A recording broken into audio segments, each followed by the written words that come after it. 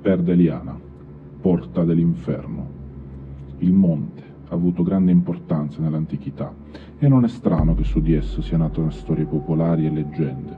Una di queste narra che il tacco calcareo nei pressi dell'attuale confine tra i territori comunali di Gairo e Seui sarebbe stata una delle porte dell'inferno, da dove, nelle notti di luna piena, uscivano diavoli e streghe per mettere nei pasticci i comuni mortali. In tali occasioni, chi desiderava diventare ricco doveva recarsi sul posto ed offrire al demonio la propria anima. In cambio avrebbe ricevuto qualunque ricchezza.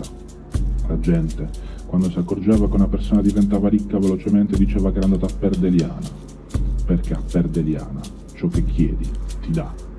A questo proposito si narra che un giovane d'Oliena vi si recò per chiedere, durante una sera di luna piena, molte ricchezze e dopo aver camminato a lungo giunse sul posto al tramonto. Il tonnere era bellissimo, ma in quelle ore, con il sole ormai al crepuscolo, il tacco calcareo emanava dei colori suggestivi che diffondevano nell'aria una sinistra irrequietudine.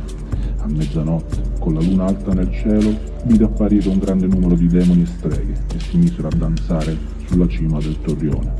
Dopo i primi momenti di smarrimento ed insieme di paura e stupore, si fece coraggio e chiese di poter parlare con il loro capo. Gli fu indicato uno più grosso degli altri che stava facendo girare in tondo un asinello come se fosse ad una macina.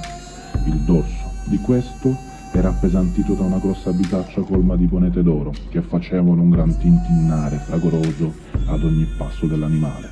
Quando il capo di demoni, con i suoi occhi che sembravano tizzoni ardenti, fissò il giovane, attendendo che a questo gli offrisse l'anima in cambio della bisaccia di colmo d'oro, costui, assalito dal terrore, invocò il cielo. A quelle parole tutti i demoni e le streghe scomparvero, come fossero stati inghiottiti dalle rocce, e il malcapitato giovane poté tornare a casa più povero di prima, ma senza aver venduto l'anima al diavolo.